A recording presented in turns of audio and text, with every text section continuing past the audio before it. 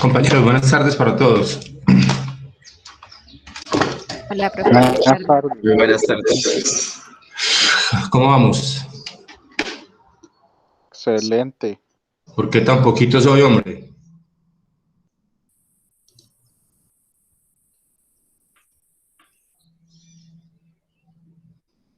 Nadie sabe. Ah, bueno, está bien. Bueno, muchachos, bienvenidos a nuestra segunda tutoría de teoría organizacional. Para el día de hoy vamos a trabajar teoría básica. Vamos a ver vamos a ir hasta la revolución industrial. Pero primero les doy espacio a la participación. De pronto, si alguien trajo algún tema que le haya llamado la atención durante la semana y que le haya parecido interesante, compartir con los compañeros. Los escucho, muchachos. De pronto lo de la reforma tributaria, que es como lo que habla toda la gente en este momento. Sí. Pues yo estaba leyendo por ahí un artículo y el gerente, creo que de la DIAN, estaba diciendo que supuestamente a los alimentos no se les iba a aplicar el IVA, pero por decir lo que yo escucho a las personas, o no sé si informan mal o pues no tienen conocimiento de en realidad lo que van a hacer. Dicen que a los alimentos y a todo se le va a aplicar el IVA.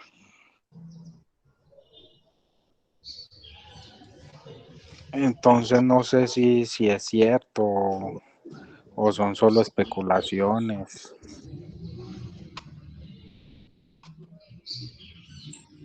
Buenas tardes, compañeros.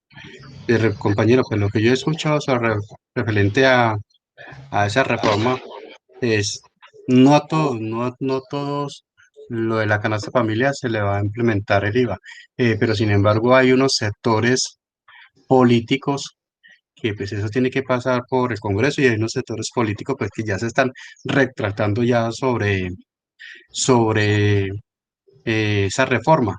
Pues más que todo lo pienso en lo personal, pienso que lo están haciendo ya, porque como ya vienen unas elecciones muy cerca de Senado y Presidencia, entonces ya están como de pronto tratando o querer de pronto envolver o engañar al pueblo colombiano, de pronto ya retratándose de esa misma reforma que está imponiendo el gobierno nacional.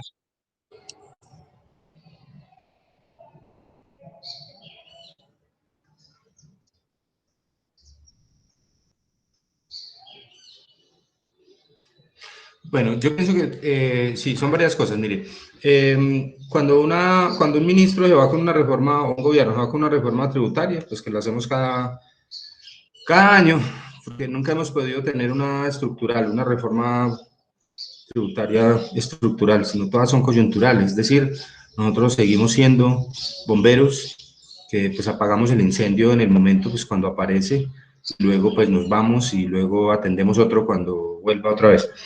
No somos largoplacistas, no, en eso no somos buenos nosotros.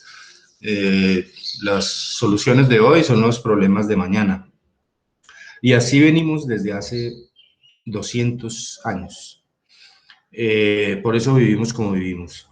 Lo que pasa es que el compañero de pronto, José Manuel, tiene un poquito de razón en que esas son negociaciones. Entonces eso es como cuando yo quiero que me den 20, entonces pido 40, ¿sí? Para poder negociar. Entonces ellos van con una cantidad de pedidos allá y después nos van a hacer creer a nosotros que hubo unas corrientes políticas que no estuvieron de acuerdo con la inclusión del IVA a los alimentos y defendieron la canasta familiar, ¿sí me entiende? Entonces la gente, ¿para qué? Pues para que la gente vuelva a votar. Y la gente vuelve y vota. Normal, ¿cierto? Entonces son como ese tipo de negocios. Ellos van detrás de un CUI, o sea, de un centro, de un objetivo específico. Pero obviamente llevan cosas para negociar, porque ellos saben, obviamente, como cuando yo me voy a negociar el salario mínimo y yo pido el 10%, pues yo sé que el 10 no me lo van a dar, pero bueno, eso es una cosa para negociar. Yo llevo otras cosas bajo la manga para poder hablar y para poder lograr alguna posición importante. El IVA sobre los alimentos, claro, lo que pasa es que lo habíamos hablado de pronto aquí, yo no sé si acá en este curso, lo que pasa es que tengo muchos cursos, pero usted sí definitivamente es el mejor de todos. Es que el IVA es el impuesto más inequitativo que existe, porque el IVA es igual para todos, o sea, el mismo IVA que paga el señor que se gana el salario mínimo lo paga el señor que gana 10 millones sobre el mismo producto. Entonces es totalmente inequitativo. Lo que sería equitativo sería la renta. Lo que pasa es que como no somos capaces con la renta, es decir, no somos capaces de lograr que haya un efectivo recaudo de la renta en el país, que la gente que tiene con qué, la gente que tiene la renta, la gente que recibe el dinero, pague los impuestos que son, entonces nos toca apretar, pues ¿a quién? Pues al que esté más fácil, al que esté más cerquita, al que esté más... Entonces lo más directo es el 4 por mil en el banco, porque igual hay transacciones de las que uno no se puede liberar. Y el IVA, porque el IVA es directo, se recauda de manera directa, independientemente de si la persona tenga con qué pagar o no tenga que pagar, no importa, igual se lo recaudamos. Entonces son como esas negociaciones. Yo diría que a la canasta familiar, pues obviamente no, pues tal vez algunas cosas suntuosas y tal, pero en lo básico no creo que el gobierno haga eso. Sin embargo, como les digo, llevan una propuesta para después sacar pecho y decir, yo estuve en contra de esa ponencia, porque eso iba en contra de la economía de los más pobres, ¿sí me entienden? Es pura demagogia, se llama demagogia barata. Y con eso nos tienen pues a nosotros, con eso nos tienen contentos desde hace muchos años. Esa es mi opinión sobre eso, Valentín. Y José Manuel, no creo, pues es una opinión personal, obviamente respeto todas las que haya en contrario, lógicamente, pero pienso que es así, de esa manera. ¿Algo más, muchachos? Profe, yo, Hola, Elena, ¿cómo estás? bueno, de lo que se habla mucho en el país por estos días es el nuevo confinamiento que volvió a llegar. Pues en unas ciudades, pues dice el 4x3, no lo tengo muy claro, ¿cierto? Pero en otras ciudades, por ejemplo, acá en Pereira, que ellos están cerrando los establecimientos a las 6 de la tarde, y esto se debido gracias a que estamos atravesando por el tercer pico de contagio y ya el país ha superado los 700.000 muertos. Estamos en el repunte de contagios a pesar de que ya llegaron las vacunas. Las UCIs están casi al 99%. Sí. Qué mal. Que han habido pues retrasos en las entregas de las dosis. Se habla mucho de eso, a pesar de que han habido ya las vacunas, antes siguen incrementando los casos. Sí, eso era de esperarse.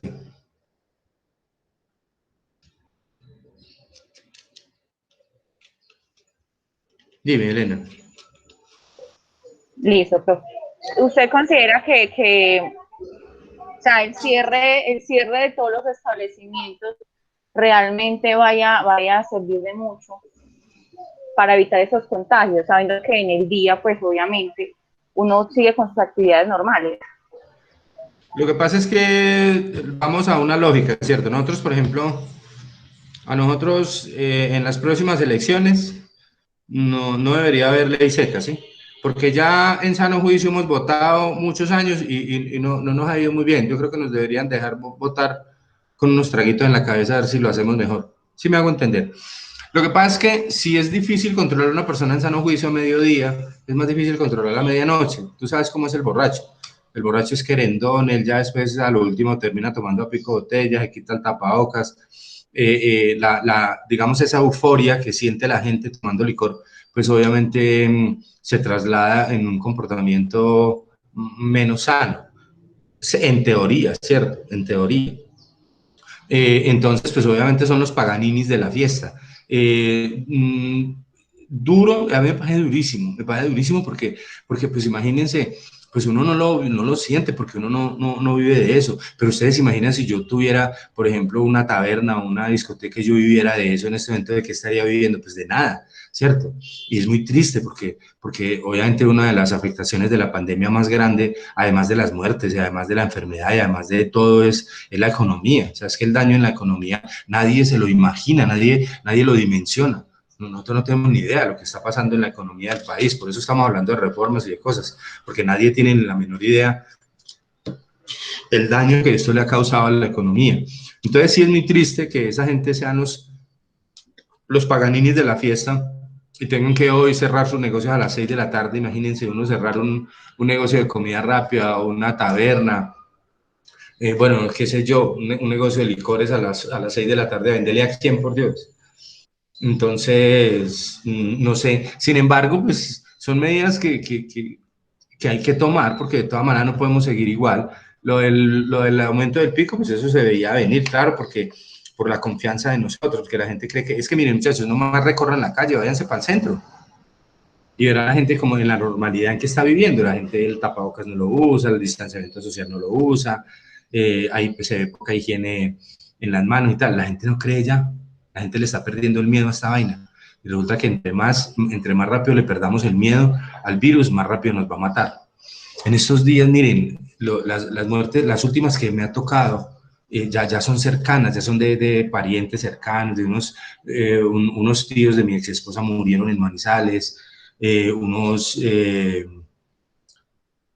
unas personas murieron en Armenia, también pues allegados, y pues obviamente yo sé que son personas ya, digamos, con comorbilidades y tal, pero de todas maneras, de alguna manera les llegó el virus y están muertos.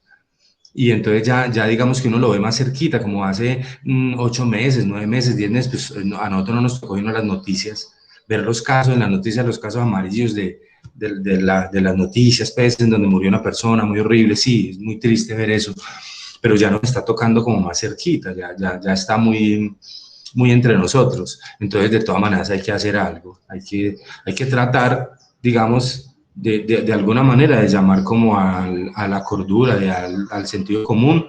Lo que pasa es que ustedes saben que el sentido común en ocasiones es el menos común de todos los sentidos, y entonces eso hace que la gente no se cuide. Y obviamente, vuelvo y te digo, de noche se cuidan menos, en una fiesta se cuidan menos, en una discoteca todos encerrados se cuidan menos. Entonces, tenaz eso. Pero ya para el 28 verán, ya para el 28 que va a haber el paro, verá. Sí, por ejemplo, miremos allá a ver qué medidas de bioseguridad van a tomar, cuál va a ser el distanciamiento social y todo eso. Entonces, así es muy difícil, ¿sí? Es muy difícil porque el contagio de todas maneras sigue creciendo. Las vacunas llegarán, yo lo pronostiqué y bueno, y pues al fin, bueno, me estoy equivocando. Yo había dicho que llegaban para finales de este año, no han llegado para finales de este año, llegaron pero ¿cuántas han llegado? Es decir, como para lograr lo que el presidente dice, la inmunidad de rebaño nos hace falta mucho, y yo no creo pues que eso fácilmente se vaya a lograr. No, y las vacunas que se han perdido, profe, por el mal almacenamiento. Profe, No, sí. profe, perdón que lo interrumpa ahí, pero de pronto yo pienso que eso también es más que todo mal manejo político, porque pues nada menos, hoy estaba viendo una noticia inclusive de Israel. Mire que Israel ya prácticamente el nivel de contagio es muy bajito ya y la economía está creciendo mucho. Bueno, usted mira, sí, Israel es un país rico, un país más pequeño, de menos población, pero pues me imagino que también este país también es muy rico, pero también pienso yo que es un mal manejo del gobierno en las negociaciones con estos laboratorios. Sí, fue mal manejo desde un principio. El caso de Israel, sí, obviamente, pues nosotros nos justificamos en eso, en que es un país de 7 millones de habitantes, es como decir Bogotá, un poquito menos que Bogotá. Pues entonces nosotros sí, pues, o sea, vamos a lo que decía mi abuelo, el mal de muchos es consuelo de tontos.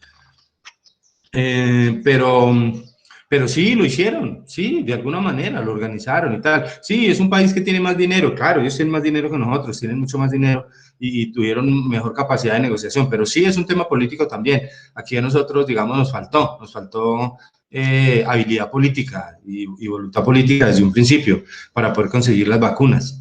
Hay países, por ejemplo, si no sé, Chile o otros países que lo lograron antes y que son de la región, pero pues bueno, eso sí, yo no sé, la verdad, a qué horas nos va. Y pues, empezando porque, pues yo la verdad no es que le crea mucho a la vacuna, ¿sí? O sea, no soy un gran admirador, pues, de esta vacuna, decir que eso nos va a salvar, no. Yo creo que lo único que nos va a salvar es la inmunidad de rebaño, el hecho de que haya más del 70 al 80% de personas que ya hayan tenido la enfermedad, que ya los poquitos que la adquieran en ese momento, pues simplemente si se necesita en una UCI, pues se utilice y ya, o sea, que no haya, digamos, la premura de tener tantos recursos médicos disponibles. Mm, y como esa sería la salida, pero la verdad es que como les digo, como que yo confíe mucho en esa vacuna. No, las vacunas duran muchos años en pruebas. Eh, y eso va a tener efectos colaterales muy diversos, muy diversos. Va a tener efectos colaterales muy diversos. Cada uno va a tener un efecto colateral diferente. Y obviamente, pues, o sea, el solo hecho de que para que a Colombia una farmacéutica de esa le venda la vacuna, a Colombia le tiene que firmar un documento en el que la hace, la libera, la exonera de toda responsabilidad por efectos adversos. Es lo primero que tiene que hacer el país. Si no, no le despachan ni una sola vacuna. Eso es como si yo comprara un carro y a mí me hicieran firmar un papel en donde diga que si el carro se daña por X, Y o Z motivo, es culpa mía y yo tengo que pagar. Es como lo mismo, es responsabilizar al comprador y no al productor. Y eso, pues obviamente, pues habla un poquito de la calidad de la vacuna. O sea, ellos confían tan poquito en su vacuna que tienen que asegurarse con esos contratos de no responsabilidad, pues para curarse en salud. Entonces, la verdad es que eso es un poquito, no sé, me parece un poquito complejo. Sí, profe, Algo, eso lo hablaba pues nuestro científico colombiano Manuel Estel Patarroyo, que pues, para una vacuna no solamente debe pasar un año, sino 10, 12 años con muchas pruebas. Eso lo decía nuestro científico. sí, Eh, Y ya en cuestión de estos laboratorios, pues yo pienso que eso más que todo, el afán de quien la sacaba primero o quien de pronto tenía. He escuchado, pues yo la verdad, pues he vivido este problema del COVID, he vivido también, como lo dice usted, muy cercano, porque también un familiar al mismo tiempo que ahí me dio, él también le dio y falleció en Medellín. Pues a mí me llevó pues hasta una clínica a estar hospitalizado. Gracias a Dios, pues ya desde el miércoles para acá, ya estoy aquí en casa con medicamento, pero ya me siento mucho mejor, gracias a papá Dios. Pero dicen que después de que a uno le da este COVID, tiene una inmunidad que por 3 meses. O sea, que no se le pegan, pues no sé qué tan cierto será esto. Y las vacunas tienen que una durabilidad aproximadamente entre un año, año y medio, a las personas que se hacen vacunar. pues sí, eso todavía está en investigación, eso todavía no se sabe, sobre eso hay mucho vacío y digamos, hay mucha investigación por hacer. ¿Algo más, muchachos?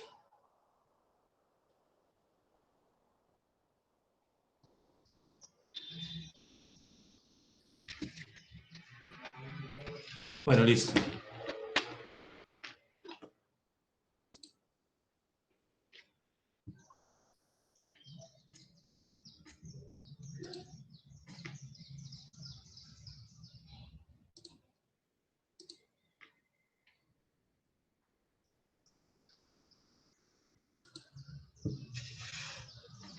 Luisa Fernanda Rojas.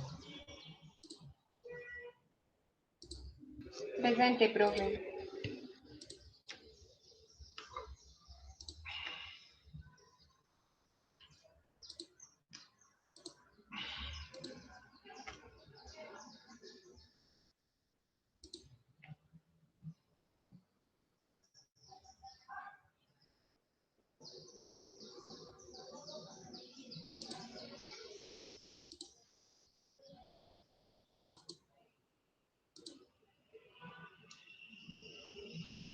Manuel Fernando Arenas. Presente, profe. Valentín. Presente, profe. José Manuel. Presente, profe. Mónica, Presente, profe. Wilson, Presente, profe. María Elena, Presente. Elena Restrepo. Presente, profe. Yo diciéndoles ahora que porque eran tan poquitos, que yo no había caído en cuenta que el grupo era pequeño. Yo no sé por qué esta semana como que me soñé que el grupo tenía como 25 personas y no, el grupo es pequeño. Pero les preguntaba ahorita que por qué tan poquitos. Qué pena con ustedes, muchachos.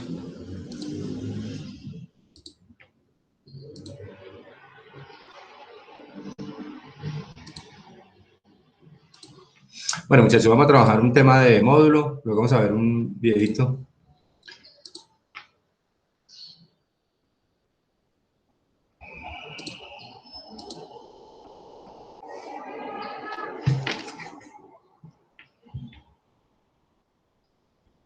Ahí lo vemos. Sí, señor. Sí, señor. Sí, profe. Bueno, entonces ahora ya hemos terminado aquí, ya hemos visto este video. Ya hemos dejado ahí el tema, ¿cierto? Sí, profe, ya está ahí. Bueno, vamos a ver entonces la relación de conceptos que nos trae esta unidad, que es la evaluación histórica de las organizaciones en prehistoria, edad antigua, edad media, edad moderna y edad contemporánea, que son las edades en que más o menos está dividida la historia de la humanidad como tal. En la prehistoria vamos a hablar de la familia primitiva y la comunidad primitiva como tal, y el hombre primitivo, que más solidario y más nómada. En la edad antigua vamos a hablar de de civilizaciones ya como tal, de organizaciones agrícolas,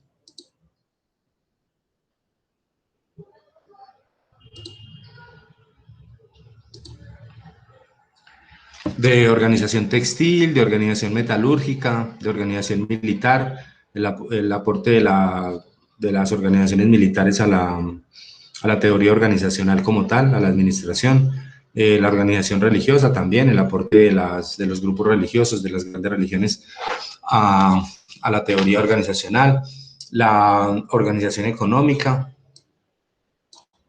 En la Edad Media, el surgimiento de los imperios, de la monarquía, del sistema feudal, del fortalecimiento de la iglesia como tal, del desarrollo cultural y del desarrollo económico. En la Edad Moderna, organización de los estados, organización bancaria, desarrollo científico, cultural, económico y social, el desarrollo industrial que hemos tenido, el crecimiento poblacional, que les comentaba, ha venido presentándose de manera exponencial después de la revolución industrial, después de 1740 en adelante. Luego la era contemporánea, que empieza, digamos, como con la revolución industrial, la consolidación de los estados, el fortalecimiento del capitalismo, los descubrimientos científicos, el desarrollo tecnológico y el desarrollo de organizaciones como tal. En eso, digamos, se divide, en estas partes, digamos, se divide como la historia de,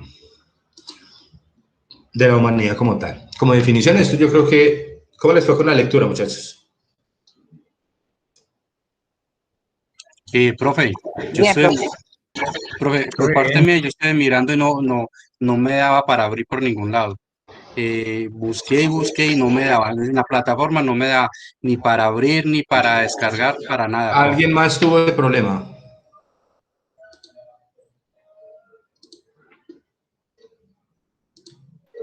Profe, yo creo que es que el compañero está bregando abrir el enlace que usted dejó ahí, porque yo ¿Cómo, también, Valentín?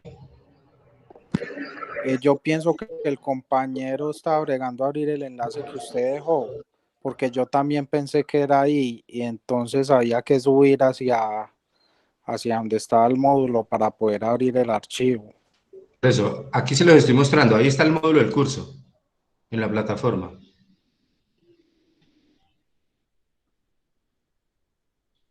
Sí, profe, eso me pasó.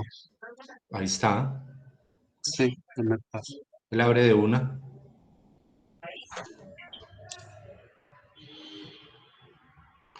Sí, es que a mí me pasó lo mismo. Yo pensé que era como un archivo que había que abrir ahí mismo, pero ya cuando caí en cuenta fue que había que subir hasta el módulo.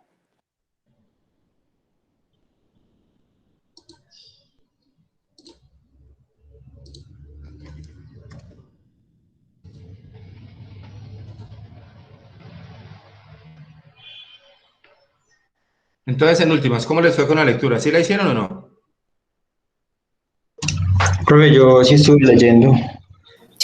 Hablábamos de las primeras páginas, hablaba sobre el conocimiento desde la edad antigua hasta la edad contemporánea y qué contenía y qué importancia tuvo cada edad, y hablamos de algunos filósofos que dieron su opinión sobre la administración, y pues el tema fue hasta la revolución industrial. Sí, profe, básicamente hablaba de eso, de las influencias que tenía pues cada organización respecto a la administración. Bueno, listo, entonces vamos a pasar rápidamente por ahí para no volvernos canzones con ese tema. Ustedes me van contando, me van ayudando. La definición de conceptos del mapa conceptual, según la Real Academia Española, pues aquí hay unos términos que el módulo define sobre homo, sobre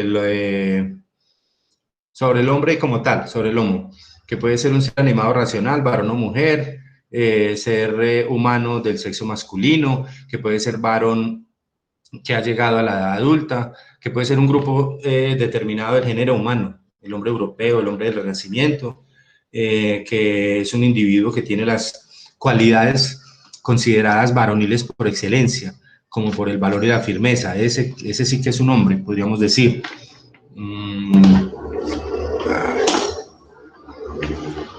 Unido a algunos sustantivos por medio de la preposición de para designar al que posee las cualidades o cosas significadas por tal sustantivo, hombre de honor, de tesón, de valor. Bueno, esto es pura semántica. La definición de familia como grupo de personas emparentadas, ya después de que se habló del homo solamente, del individuo, digamos, aparte, conjunto de ascendientes, descendientes, colaterales y afines de un linaje, hijos o descendencia, conjunto de personas que tienen alguna condición común, conjunto de objetos que presentan algunas características comunes, número de criados de alguien, cuerpo de una orden o religión o parte considerable de ella, coloquialmente, grupo numeroso de personas. Ya después de familia viene comunidad como tal, que es la reunión de familias en un grupo, y nos habla entonces de la cualidad común, que no siendo primitivamente de ninguno, pertenece o se extiende a varios, es como lo colectivo. El conjunto de las personas de un pueblo, región o nación, el conjunto de naciones, conjunto de personas vinculadas por características o intereses comunes, comunidad católica, lingüística, comunidad autónoma, junta o congregación de personas. Bueno, también habla sobre historia, que es como la narración y exposición de los acontecimientos, la disciplina que estudia y narra estos sucesos, la obra histórica compuesta por un escritor, el conjunto de los sucesos o hechos políticos, sociales, económicos, culturales de un pueblo, conjunto de los acontecimientos ocurridos a alguien a lo largo de su vida, relación de cualquier aventura o suceso, narración, mentira, pretexto, cuento, chisme, bueno. Hablando del feudalismo, es un sistema de gobierno que se instauró en la Edad Media, de organización de la propiedad como tal. El imperio habla sobre la acción de imperar o mandar sobre un territorio, digamos, como tener poder, tener la dignidad de emperador, organización política del Estado regido por un emperador, el espacio de tiempo que dura el gobierno de ese emperador, el tiempo durante el cual hubo emperadores en determinado país, el conjunto de estados sujetos a un emperador, la potencia de alguna importancia, especie de lienzo que venía del imperio de Alemania. Bueno, son acepciones, digamos, semánticas de cada una de estas palabras. La monarquía es el estado regido por una sola persona, por un monarca. Forma de gobierno en que el poder supremo corresponde con carácter vitalicio a un príncipe designado, tiempo durante el cual perdura este régimen político en un país. También organización, según la Real Academia Española, acción o efecto de organizar, disposición de los órganos de la vida o manera de estar organizado, el cuerpo animal o vegetal, asociación de personas regulada por un conjunto de normas, disposición o arreglo. Todos esos son, digamos, consideraciones simplemente semánticas, nos las trae el módulo ahí como a manera de recorderis, como desde el hombre individual, luego la familia, la comunidad, el feudalismo, la monarquía, las organizaciones que tenemos hoy en día, o para hacer un poquitico de correlación e historia en lo que estamos hoy en día, en las organizaciones como tal. Desde allá venimos, desde ese hombre primitivo. El objetivo general de esta unidad sería entonces identificar la evolución histórica de las organizaciones y su conceptualización. Objetivos específicos: analizar la evolución histórica de las organizaciones, reconocer las diferentes teorías administrativas, interpretar la conceptualización de organizaciones. En el tema 1 hablamos sobre la prehistoria, la aparición del hombre, la primera organización familiar, el patriarca, el jefe, el líder, la supervivencia, la alimentación, vivienda, protección, la utilización de elementos como piedra, madera, huesos, metales, en armas y herramientas, la comunicación, el surgimiento de la comunidad primitiva como tal. Hablamos primero entonces de ese hombre primitivo, cómo sobrevivía ese hombre, utilizando cualquier elemento que tuviera a la mano, un palo, una piedra y tal. ¿Para qué? ¿Qué hacían ellos? Cazar, porque todavía no eran ni siquiera recolectores, no eran ni siquiera agricultores, eran animales, eran como animales, simplemente cazaban para sobrevivir. Eran comunidades tribales, por lo general en sus inicios ni siquiera tenían divisiones sociales, o sea, no había ni siquiera líderes, jefes, patriarcas, ni nada que se le parezca, simplemente todos hacían su labor por su lado y ya, o sea, cada uno salía, cazaba, volvía, dormía, al otro día salía, tal. O sea, era una vida demasiado simple. Luego se pasó a la familia primitiva, en donde ya comenzaron a unirse en grupos para organizarse mejor en el tema de la cacería y de algunas actividades que tenían que realizar ellos. Luego comenzaron a utilizar ya herramientas, como en la edad de piedra, este tipo de herramientas, por ejemplo, que comenzaron a utilizar para mejorar sus técnicas de caza y las actividades que tenían que hacer diariamente. Se dice que hasta máquinas de afeitar hacían con esas piedritas, o cuchillas, pues, digamos, para la cara. En la edad de los metales, como vimos en ese video que tuvimos la oportunidad de ver 8 días, fue digamos, un impulso muy grande que tuvo la humanidad, sobre todo ¿para qué, muchachos? En las guerras, más que todo. Sí, para las guerras más que todo, en que siempre se utilizaron esos avances tecnológicos, digamos, que el hombre iba encontrando, se utilizaron más que todo para la guerra, y después se le buscó digamos, otras utilidades, pero lo primero que se hacía era buscar para qué me sirve en el arte militar. Entonces la edad de los metales, pues obviamente ayudó de manera importante al desarrollo de la civilización humana. Recuerden que hay 2 hitos muy importantes en la historia del hombre, en la historia de la humanidad, que fue el descubrimiento del fuego y el descubrimiento de la rueda. Después de que se inventó el fuego y después de que se inventó la rueda, tal vez la rueda tal vez no se la inventó el hombre. ¿Sí saben ustedes de dónde viene la rueda? Viene de los egipcios y de Mesopotamia, profe. Pues los Pero, dicen pero que ¿qué 5.000 dicen? años antes y que fueron los sumerios los que la utilizaban. Pero ¿cómo la inventaron?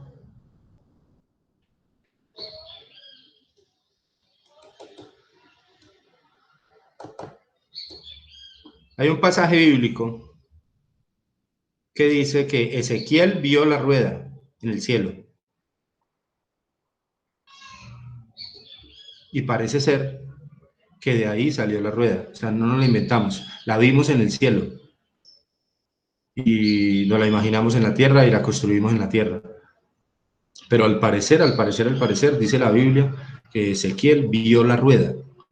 Entonces, y a partir de eso, obviamente, el tema de la locomoción humana, de los carruajes, de los caballos, de todos esos, digamos, elementos que se han utilizado, pues eso le ha dado a la humanidad una carrera, digamos, de desarrollo tecnológico. Lo que pasa es que nosotros no lo vemos, obviamente, pues porque nosotros somos, digamos que la vida de nosotros es demasiado pequeña frente a la inmensidad de la humanidad, de la eternidad, pues, como, digámoslo, de los años que hemos estado aquí sobre la Tierra. Entonces no es perceptible, pero realmente los avances que se han tenido con base en la rueda, con base en el fuego y con base en el descubrimiento de los metales, por ejemplo, han sido demasiado importantes. Vuelvo y le repito, o sea, para nosotros es normal hablar de la edad de piedra, sí, de la edad de metales, sí, chévere, hubo una edad de metales y tal, pero nosotros digamos, no lo dimensionamos, pues porque no nos afecta realmente nada. Hoy en día nosotros no tenemos ningún problema de metales, ¿sí?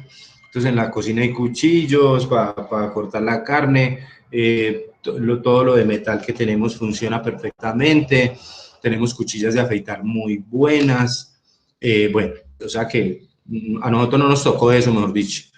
Pero sí, obviamente, pues hay que reconocer que hubo una época en que las cosas fueron un poquito menos fáciles, digamos, para algunos de nuestros antepasados que tuvieron que luchar con todos estos descubrimientos. La comunidad primitiva, ya hablando del sedentarismo, cuando ya el hombre se asentó en alguna parte, en algunas partes, en Mesopotamia, los hebreos y tal, cuando ya se asentaron en comunidades y descubrieron la agricultura. Entonces ya el hombre comenzó a vivir más, digamos, con mayor estabilidad y con, digamos, actividades ya más organizadas entre unos y otros. Esto es más o menos un ejemplo de una comunidad primitiva. Unos se estaban arando la tierra, los otros sembrando, los otros moliendo el trigo, puliendo la piedra, cosechando, construyendo, cocinando, tejiendo. Sí, ya cada uno tenía como una función como tal. Esa edad antigua es la época histórica en que se desarrollan las primeras civilizaciones, la civilización de Mesopotamia, los sirios, los fenicios, los hebreos, los egipcios, los griegos, los romanos, los chinos, los hindúes, etc. Aparece el poder político en los gobiernos como tal, aparece también el poder militar, el de las guerras que veíamos a 8 días en el video. Aparece la organización primitiva, división de funciones que les comentaba ahorita, la caza, la pesca, la agricultura, metalurgia, tejidos, vivienda. La sociedad aparecen ya en ese momento, como les comentaba ahorita, que en esas sociedades tribales no había ni siquiera esas divisiones sociales como tal. En este momento ya comienzan a verse las clases sociales, las divisiones sociales entre los grupos. Comienza a aparecer la propiedad privada, surge la escritura, el comercio, la religión, el arte, la medicina, de manera muy incipiente. Comienza a emerger. Aquí hay unas imágenes sobre lo que es Mesopotamia, su arquitectura, el arte que ellos desarrollaron, digamos, como la religión que practicaban, muchas de las cosas que los identificaban a ellos, la cultura mesopotámica. Fue una cultura muy grande, muy poderosa en ese tiempo. La escritura que utilizaron,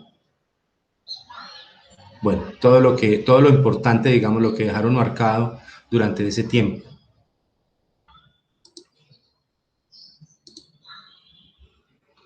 También los egipcios dejaron marcado también su legado, bueno, aquí hay unas que se parecen. Los hebreos,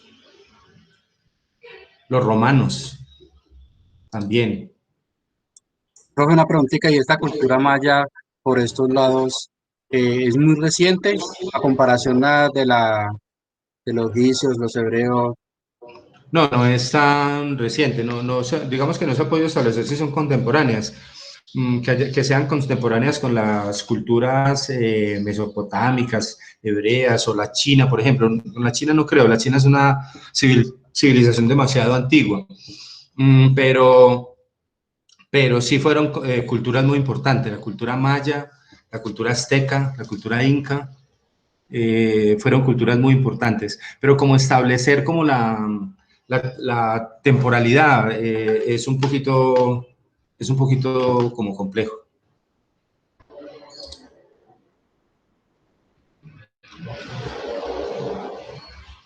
Bueno, en la Edad Media, ya en esta etapa de la historia que se extiende, la Edad Media viene desde la caída del Imperio Romano de Occidente en el año 476 después de Cristo hasta la toma de Constantinopla por los turcos o los otomanos en el año 1453, o también se dice que llegó hasta el descubrimiento de América en 1492. Entonces esta etapa se extiende por 1000 años, desde el 476 después de Cristo hasta el 1453 o tal vez hasta el 1492 después de Cristo. Es una época de invasiones, surgimiento y caída de imperios, se establece la monarquía, los reyes, los nobles y el clero. Viene el surgimiento del feudalismo, aparece la burguesía como tal, vienen los cambios políticos, económicos y culturales, el dominio de la iglesia. Recuerden que la iglesia dominó el pensamiento durante muchos años, y eso hace, digamos, tal vez, respetando obviamente las personas que están aquí, que tengan opiniones en contrario. Profe, Eso, sí. eh, y por ejemplo, en la parte de Europa, en España, que pues, aquí dice que en 1492, lo que fue el descubrimiento, los españoles fueron mandados pues a descubrir una raza porque ya estaba, pero ellos no la conocían, pero también España también sufrió mucho de esa conquista. Me imagino que fueron por los moros o vikingos bueno, no sé, eh, gente salvaje que ellos también fueron reconquistados también. Pues ellos tuvieron influencia y tuvieron una guerra muy fuerte con los moros, o sea, con los musulmanes que llegaron allí, entraron por Barcelona, o sea, por la parte francesa, y ellos tuvieron un dominio moro durante mucho tiempo, a finales del primer siglo. Pero ya cuando, digamos, cuando se dio el tema de, de la conquista española, eso realmente se dio. Ojalá ustedes tuvieran oportunidad de verse. Hay una película que se llama La verdadera historia del descubrimiento de América. Esa película es un documental, es con Gerard Depardieu. Es una historia, digamos, paralela de qué fue lo que pasó, porque a nosotros no nos contaron, a nosotros no nos dijeron la verdad, a nosotros nos contaron una parte y nos dejaron allí. Y esa película de Gerard Depardieu sí parece que dice la verdad de la barbarie que fue la conquista de América. Recordemos que en esos momentos España en el siglo XV estaba viviendo una de las crisis económicas más grandes debido a que España era un país que en economía practicaba una cosa que en economía se llama el bullonismo. El bullonismo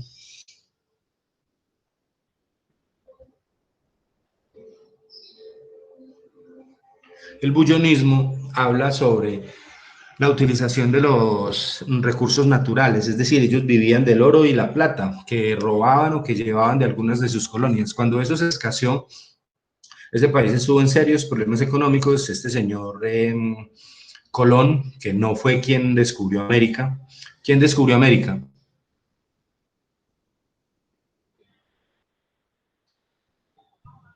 Profe, lo que sabemos. ¿Qué? ¿Quién descubrió América? Pues los relatos dicen que Cristóbal Colón fue que embarcó en sus tres calaveras a Sí, descubrir América, pero supuestamente iban a ir hasta para las Indias. Y pues sí. un poco de historia y hasta que llegaron pues a un país Centroamérica, y bueno, pero tengo entendido que América ya había sido eh, descubierta porque se encontraron en muchas cuevas, muchos jeroglíficos, pero no recuerdo esta pintura, pero recuerdo el Bueno, nombre. sí. Entonces, en ese tiempo, ellos, a raíz, digamos, de esos problemas económicos, entonces, ¿qué hicieron? Pues ellos simplemente llenaron 3 barcos con puros vagos que sacaron de las cárceles y los mandaron. O sea, aquí no mandaron gente, aquí no mandaron marineros de primera, ni de segunda, ni de tercera. Aquí mandaron personas que estaban en la cárcel, delincuentes, que digamos que los mandaron a morir en un buque. Ellos llegaron cerca de la República Dominicana, a una isla, pero ellos nunca tocaron tierra americana. El primero que tocó tierra americana se llamó Américo Vespucio, y él fue el descubridor de América, Américo Vespucio. Por eso Ah, esto se llama, fue el que hizo el mapa, ¿no? él fue el que hizo el mapa, y por eso esto se llama América y no se llama Colonia, ¿sí? Porque fue Américo Vespucio el que descubrió América. Esa historia está plasmada en esa película que yo les comento y tal. Entonces, cuando ellos llegaron acá, eh, pues se dieron cuenta que ellos no sabían a dónde habían llegado. Cuando Colón llegó acá, pues él pensó que había conquistado las Indias. Él pensó que había seguido derecho, que esto no existía, que él había seguido derecho y había llegado a las Indias. ¿Sí? Y esa fue como la historia que a nosotros nos vendieron, ¿cierto? Pero resulta que la barbarie que ellos trajeron acá fue impresionante. Es decir, con sus armas vinieron y digamos que generaron mucha violencia. Y dice la historia, haciendo unos estudios de historia empresarial de la universidad, que tuve oportunidad de conocer en la Universidad Nacional de Colombia. Desde allá viene la violencia de nosotros, o sea, por eso nosotros somos tan violentos, porque ellos llegaron aquí y el español pregonaba, me van a perdonar las personas que pronto no estén de acuerdo, pregonaba la esclavitud y la religión. La esclavitud con base en la religión. Ellos trajeron la religión ¿para qué? Para esclavizar a la gente.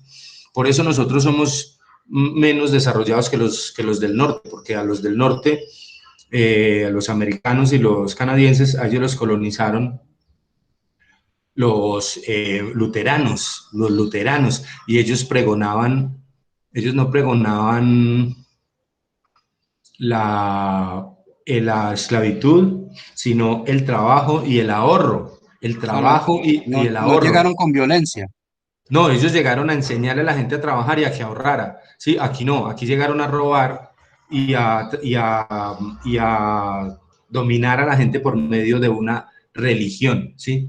A enseñarle por medio de una religión que fue impuesta a sangre y fuego. Recuerden que quemaban a las brujas y quemaban a todo el que no estuviera de acuerdo, pero lo quemaban era que lo quemaban, ¿sí? Le prendían fuego en una plaza pública. Entonces, desde allá, obviamente por eso, digamos, esta mezcla de nosotros acá es tan difícil, pues todo parece indicar que esto no es gratis, esto viene de hace muchos años, esto viene, digamos, de producto de esa mezcla de odio que tenemos y de violencia que ellos trajeron acá. Por eso somos diferentes, por eso nosotros somos, por eso tenemos un atraso, digamos, en desarrollo que los países del norte, comparado con los países del norte, porque, porque hubo muchos choques, digámoslo así, en esa conquista. Se la recomiendo, de pronto un día la pueden buscar, es una película viejita, no recuerdo cómo se llama, es con Gerard Depardieu, él es francés, y se llama La verdadera historia del descubrimiento de América. Y se ven unas imágenes impresionantes de cómo ellos llegaron digamos, a dominar esta tierra, a dominar a los indígenas, a los aborígenes de acá. Entonces, parece ser que eso hace un poquito, digamos, como el meollo en el que estamos metidos. Eso es un poquito de la causa de lo que nosotros tenemos en este momento. Por eso somos violentos, por eso somos torcidos, somos corruptos. Bueno, tenemos varios defecticos. Bueno, profe, y la civilización que mucho antes que llegara pues la conquista española a nuestro territorio, pues he visto por Discovery eh, eh, que han encontrado pues símbolos la escritura de ellos muy parecida a la escritura árabe en piedras, en cavernas, que ahí donde se cree que pues, no fue solamente eh, los españoles que llegaron, sino ellos llegaron mucho más acá que esa otra cultura que de pronto se extinguió, pero pues, la verdad no sé cómo, ni por qué. Bueno, esos son, digamos, estudios que se hacen, al parecer sí, al parecer, por ejemplo, en Perú hubo una civilización que fue supremamente avanzada, o sea, pero harto, o sea, muy avanzada, o sea, sus desarrollos en el tema agrícola, en el tema tecnológico, en muchas cosas, en el tema de astronomía y tal, al parecer eran extremadamente avanzados, no se sabe cómo, pero esa cultura desapareció misteriosamente, no quedó vestigio alguno. Claro, sí, es que, por ejemplo, si uno se pone a analizar y a mirar parte, por ejemplo, de la rotación de los cultivos y todo eso ya lo tenían los aborígenes antes de que llegaran los españoles. Ellos ya habían aprendido eso, ya han aprendido muchas cosas de astronomía para la agricultura, ya sabían muchas cosas, lo que pasa es que pues uno no lo entiende, ¿cierto? Pero pues ellos ya habían desarrollado algunos conocimientos de manera autónoma. Entonces, hablando ahorita, ¿por qué llegamos a hablar de ese cuento? No me dejen dispersar porque miren cómo vamos.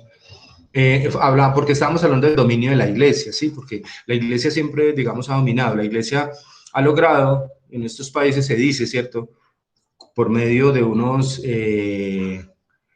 convenios que se llaman concordatos, que el Estado convierta en delito todo aquello que la iglesia considere pecado, ¿sí? Eso han querido ellos. Ellos han querido dominar políticamente los países por medio de la doctrina religiosa, y eso no está bien, o sea, eso no es correcto. Si nosotros nos gobernáramos por la Biblia, por ejemplo, que es uno de los libros más leídos, si no el más leído a nivel mundial, el libro más famoso, pues obviamente hay cosas que son totalmente absurdas, que no cabrían dentro de nuestra cultura moderna. Sin embargo, la iglesia pues pretende incluirla y pretende, digamos, hacer de eso toda una doctrina.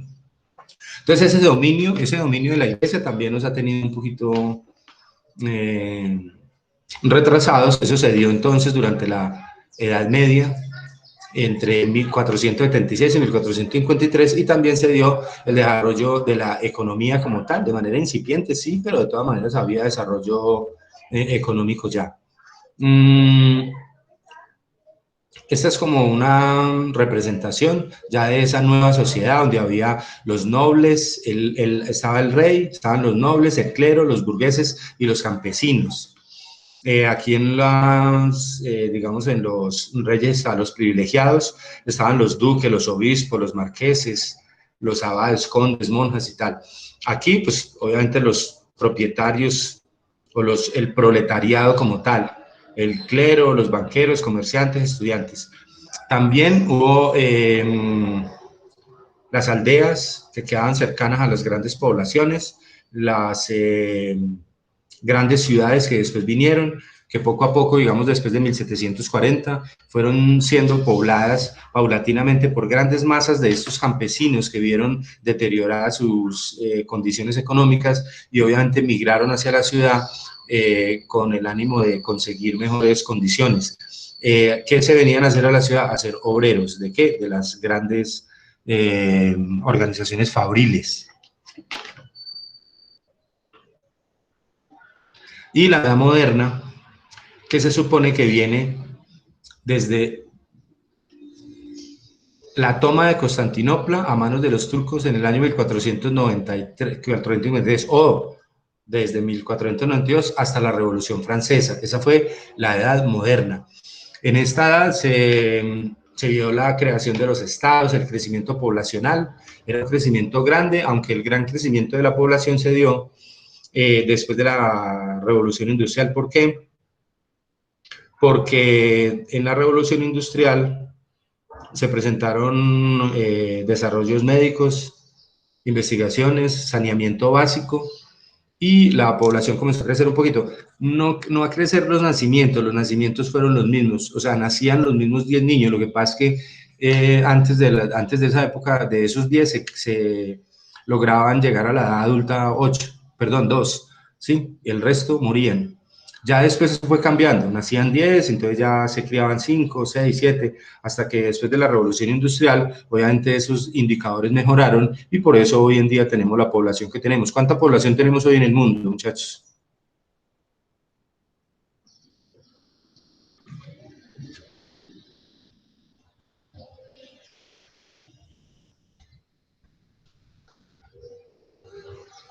Alguien que se arriesgue con una cifra.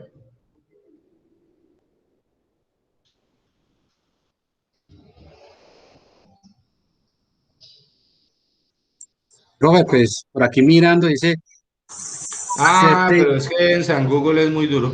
sí, profe, pero es que eso es de pronto ya un dato que pues la población va creciendo día a día y pues también hay un dato que también la población también disminuye por las personas que van falleciendo, pero pues tenerlo así, profe, o sea, pues, en el caso mío sería muy complejo porque pues digamos que son cifras que uno no, es de poco interés por parte mía.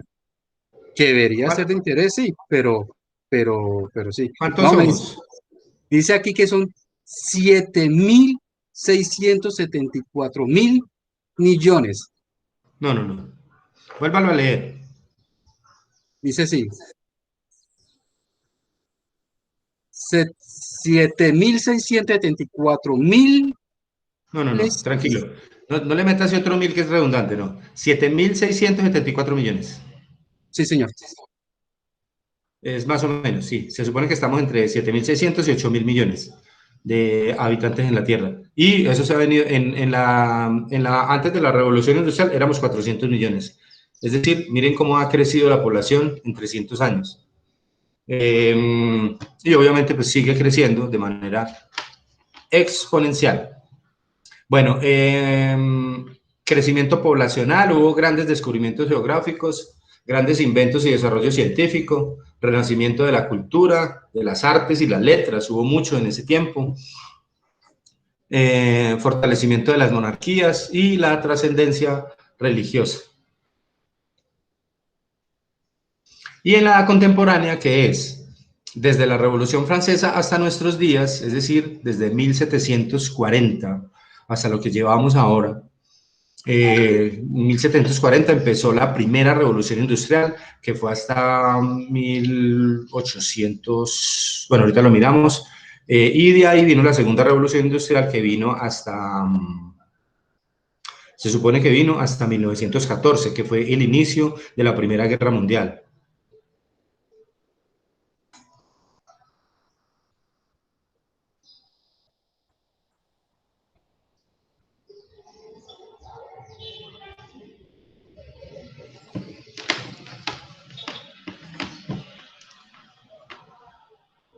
Bueno, se presentaron un fortalecimiento del capitalismo, nuevas clases sociales, Primera y Segunda Guerra Mundial, gran crecimiento de la industria y los mercados, desarrollo tecnológico y globalización de la economía. La influencia de algunos sectores en la administración o en la teoría organizacional. Algunos filósofos, por ejemplo, que tuvieron injerencia en esto, de acuerdo con Hidalberto Chiavenato. Hidalberto Chiavenato es un autor mexicano que ha trabajado mucho y tiene muy buenos libros sobre administración y sobre historia administrativa. Según él, los filósofos más influyentes son Sócrates. En su discusión con Nicómano, expone su punto de vista acerca de la administración como una habilidad personal. separada del conocimiento técnico y de la experiencia. Es decir, con esto quiere decir Sócrates, o quiso decir, que la administración es,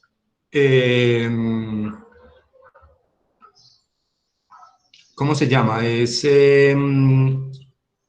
aplica a cualquier área, sin necesidad de conocerla. Es decir, yo puedo administrar un negocio sin conocer del negocio, con solo la habilidad administrativa. Eso decía Sócrates. O sea, que separaba la habilidad personal de la administración del conocimiento técnico o de la experiencia. También este señor Platón, discípulo de Sócrates, analizó los problemas políticos y sociales derivados del desarrollo sociocultural del pueblo griego. En su obra La República, expone la forma democrática de gobierno y de administración. Llevó la administración a la parte gubernamental, a la parte estatal como tal. Aristóteles, discípulo de Platón, dio el primer impulso a la filosofía, la cosmología, la gnoseología, la metafísica, la lógica, las ciencias naturales y abrió los horizontes al conocimiento humano. En el libro Política, que versa sobre la organización del Estado, distingue tres formas de administración pública: la monarquía, la aristocracia y la democracia. La monarquía como gobierno de uno solo, que puede convertirse en tiranía. La aristocracia, que es el gobierno de una élite, o sea, un grupo de personas que mantienen el poder, que puede transformarse en una oligarquía, y la democracia, o gobierno del pueblo, que puede volverse en anarquía. La anarquía es la ausencia de poder. Si el pueblo no tuviera, digamos, un orden legal, viviríamos en anarquía. Pues nadie se imaginaría cómo viviríamos nosotros sin alcaldía, sin gobierno, sin Estado, sin policía, sin nada. Pues obviamente esto sería tal vez un poquito complejo, ¿no? Sería un desastre. Sería un desastre, sí. No Sí, tendríamos.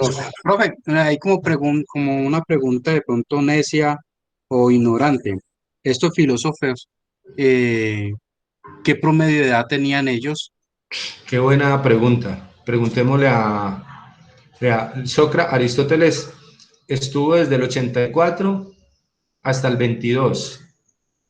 O sea que duró 62 años. Platón estuvo del 29 al 47, o sea, 53,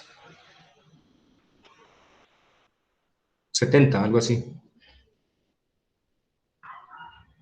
¿Por O qué? sea que, o ¿Les sea, piensa celebrar el cumpleaños o qué? no, profe, simplemente lo tenía como un dato, como le dije, un punto, eh, un dato que muchas veces he escuchado por ahí que eh, eran estos filósofos que tenían un promedio de edad que pasaban de los 100 años. Esos son más relatos bíblicos. Digamos que ya en esta época ellos, lo que pasa es que los griegos pues tuvieron un nivel de vida mucho más alto que otras comunidades contemporáneas. Ellos tenían saneamiento básico, tenían acueducto, tenían ya algo de medicina, entonces por eso tenían esa duración. Digamos que es una duración o una longevidad parecida a la que tenemos nosotros, ¿sí? En esa época también en otras civilizaciones pues no se dieron esas longevidades. Había gente que vivía 30 años, 40 años. Y más en la antigüedad, por ejemplo, el hombre de Cromañón vivía 28 años, a los 28 años moría ya viejito, porque por el ataque pues, de las bacterias y por la insalubridad, digamos, en la que vivía. Pero estos señores fueron privilegiados, estos señores, la tarea de ellos era filosofar, ¿sí? Era pensar todo el día. Bueno, este señor Francis Bacon, filósofo y estadista inglés, fundador de la lógica moderna basada en el método experimental e inductivo, muestra la preocupación práctica por separar experimentalmente lo esencial de lo accidental o accesorio. Bacon se anticipó al principio de la administración, conocido como prevalencia de lo principal sobre lo accesorio, principio de la duda sistemática o de la evidencia. Eran positivistas. Consiste en no aceptar como verdadera cosa alguna mientras no se sepa con evidencia clara y nítidamente. Son netamente positivistas. El positivista solamente le da crédito a lo que está comprobado científicamente. Aquello que es realmente verdadero Con esta duda sistemática se evita la prevención y la precipitación, aceptándose solo como cierto aquello que lo sea evidente. Principio del análisis o de descomposición, que consiste en dividir y descomponer cada dificultad o problema en tantas partes como sea posible y necesario para su adecuación y resolverlas por separado. Esa era el análisis, que es dividir, y la síntesis, que es el contrario. La síntesis, que es componer, es decir, ir coger partes pequeñas y construir un todo. Y el principio de la enumeración, o sea, de las checklists, que consisten en hacer recuentos, verificaciones y revisiones tan generales, de modo que se tenga la seguridad de no haber omitido o dejado nada alguno. Esto es muy parecido a la teoría de René Descartes. Casi que es la misma lo que proponía Descartes. Thomas Hobbes, político filósofo inglés, defiende el gobierno absoluto en función de su visión pesimista de la humanidad. En ausencia de gobierno, los individuos tienden a vivir en guerra permanente y conflicto interminable para obtener los medios de subsistencia. En su libro, El Leviatán, señala que el pueblo renuncia a sus derechos naturales en favor de un gobierno que, investido por el poder conferido, impone el orden, organiza la vida social y garantiza la paz. El Estado representa un pacto social que, al crecer, alcanza las dimensiones de un monstruo que amenaza la libertad de los ciudadanos. Juan Jacobo Rousseau, con la teoría del contrato social, el Estado surge de un acuerdo de voluntades. El contrato social es el acuerdo entre los miembros de una sociedad mediante el cual reconocen que un conjunto de reglas, un régimen político o un gobernante tengan autoridad igual sobre todos. Rousseau afirma que el hombre es bueno y afable por naturaleza y que la vida en sociedad lo corrompe. Bueno, muchachos, O sea que eso es prácticamente lo que tenemos hoy en día, ¿no, profe? sí, es lo que vemos hoy en día. Nosotros tenemos el contrato social de nosotros, obviamente en política, pues es que nosotros nos ponemos de acuerdo en que va a haber un gobernante, unos senadores y tal, y esos son los que van a tomar las decisiones. Lo que pasa es que como no lo sabemos elegir, entonces llegan allá, ya saben a qué, ¿cierto? Y obviamente cuando el hombre nace, pues el hombre nace con nace con unos lineamientos especiales, pero pues la vida misma lo va metiendo, como, digámoslo así, coloquialmente, lo va metiendo en el cuento, ¿sí? Lo va Entonces, corrompiendo también. sí, lo va corrompiendo, porque se va volviendo individualista, y ese individualismo lo va llevando a preferir lo que le conviene personalmente y no lo que le conviene a los demás, ¿sí? Sería como Entonces, un ego de poder ya. Sería como un... Sí, sí, como claro, ese sí, ego no de hay, poder. sí, y en eso es importante recordar, no hay nada sobre la tierra, muchachos, metan esto en la cabeza, no hay nada más adictivo sobre la tierra que ¿qué? El poder. El poder, sí. Es más adictivo que la droga, que el alcohol, que el juego, que todo, que las mujeres, mentira, las mujeres no son adictivas, perdón. Es lo más adictivo que existe. Una vez la persona prueba el poder, no lo quiere soltar, ¿sí? No lo quiere soltar. Un filósofo griego se llamaba Pítaco de Mitilene. Y Pítaco de Mitilene decía, si en verdad quieres conocer a un hombre, dadle poder. Es la manera de conocerlo, es la manera. Cuando la gente dice muchas veces en la calle, ay, a ese se le subió ese puesto. No, a ese no se le subió ese puesto, ese ya era así. Lo que pasa es que no tenía poder. ¿Sí? El poder hace ver, el poder desnuda a las personas, el poder muestra a las personas como son, como, como Sí, realmente, ¿cómo? como dicen, como los ojos del alma. Exacto, sí, eso lo hace el poder. Y miren ustedes, por ejemplo, lo que pasa entre los políticos y todo, cómo se voltean de un lado a otro y hoy están con este, mañana están con aquel otro, hoy hablan maravillas de este y mañana lo demandan. Bueno, eso es, mejor dicho, eso es una leonera. Y nosotros vivimos felices con todo eso nos encanta, eso para la farándula es delicioso. Mejor dicho, cuando pasa algo en las noticias de eso, nosotros decimos, y mañana más deportes. Bueno, muchachos, vamos a hacer el recesito aquí de los 15 minutos y ahorita que volvamos vamos a ver un videito que nos hace un recuento, yo no sé si de pronto lo hayan visto.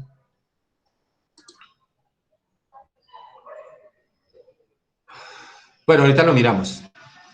Que hace un recuento sobre como sobre la administración también desde la época anterior, como para que nos quede ya listo eso. Con ese videito vamos a hacer un trabajo para dentro de 8 días muy simple, es un resumen ampliadito sobre eso, y ya ahí terminaríamos hoy. Listo, muchachos. Bueno, señor. Bueno, entonces, Listo, profe. entonces ya nos vemos, muchachos. Ya volvemos, profe. Profe, ¿cuánto tiempo? 15 minutos. Vale, gracias. Listo, gracias.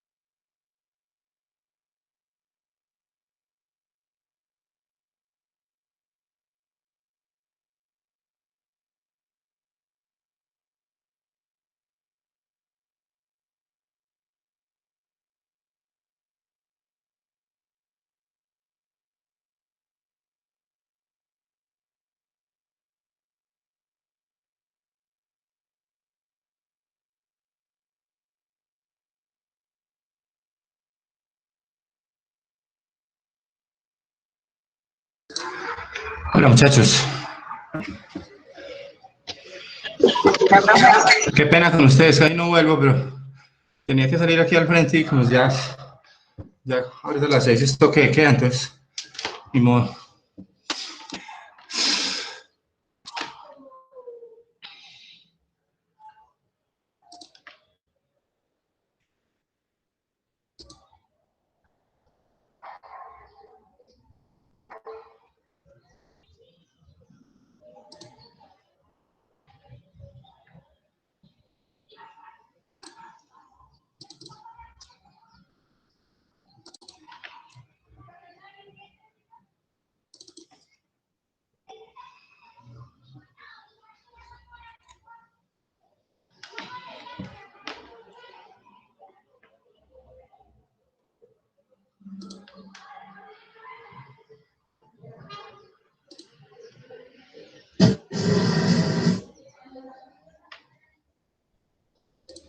Bueno muchachos, vamos a ver un videito que es complementario sobre este tema de la historia de esa civilización humana.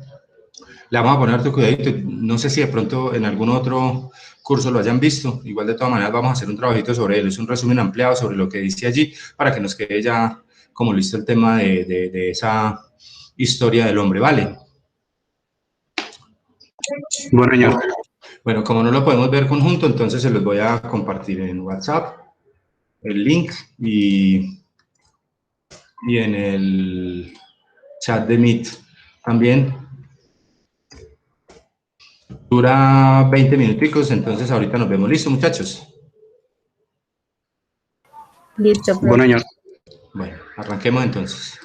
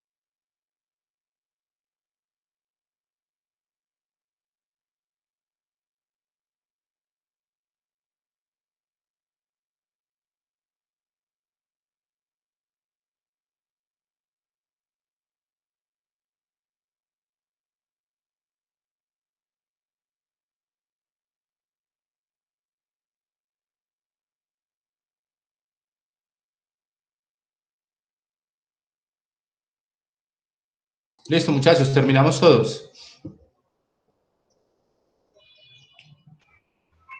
Yo sí, profe. Sí, profe. Bueno, listo, muchachos. Preguntas, dudas, reclamos, observaciones, quejas, peticiones.